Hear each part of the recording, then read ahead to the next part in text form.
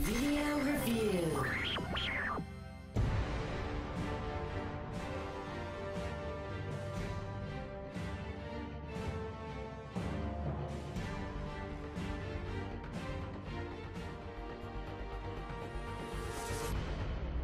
It may seem like ancient history, but it wasn't too long ago that the US and the now defunct Soviet Union were prepared to unleash the biggest militaries in history upon each other. You can imagine what that conflict could have looked like, or you can play World in Conflict, a spectacular new real-time strategy game from Sierra and Massive Entertainment. Now I know what you're thinking, another RTS game?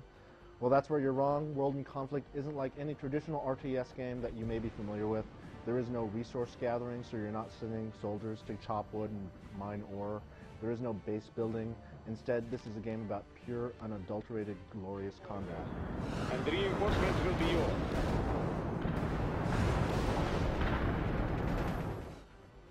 It's a great single-player game, and it makes for an even more amazing multiplayer experience.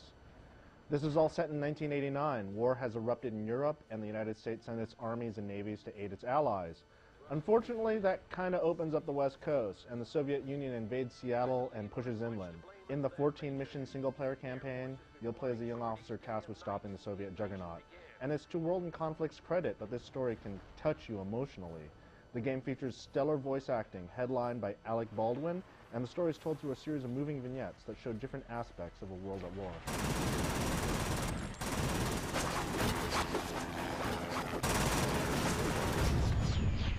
What makes World in Conflict so great is its approach to warfare.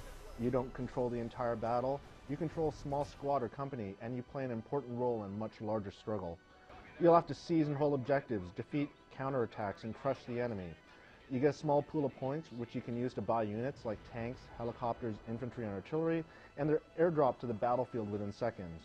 You then command these units in battle, and if they're lost, it's no big deal, because their cost is slowly refunded back into your points pool. So you're not punished if you screw up. You can experiment with different options and try different unit combinations and tactics. It's so much fun just to blow things up. Say you've got enemy infantry lodged in a house. Don't bother with small stuff. Call in a heavy barrage of rockets and blow the entire thing up.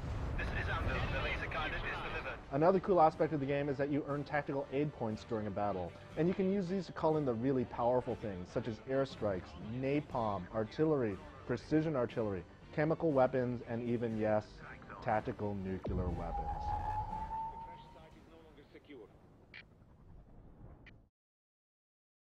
When you put all of this into World in Conflict's multiplayer game, you have a wildly dynamic gameplay experience. Matches can have up to 16 players with 8 on each team, so you're constantly coordinating and working together to kill the enemy. There's a built-in voice chat system, so all you need is a microphone to talk with your teammates.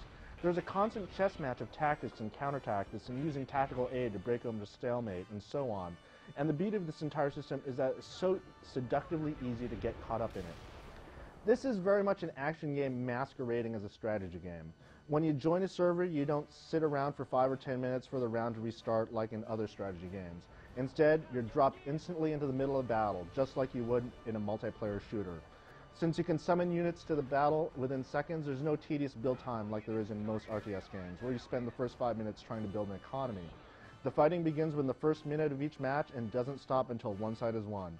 And since your unit costs are recycled back into your purchase pool, you don't have to worry if your troops are killed off. Just order up fresh units and get back in the fight. It makes for an exceptionally addicting and unrelenting multiplayer session, and the hours can tick on by if you're not careful. It helps that World in Conflict is a stunning game to look at. The graphics are extremely detailed, and if you pull the camera down to the ground level, you can make out all the details on the troops and the armor. Pull back and you see the entire battlefield.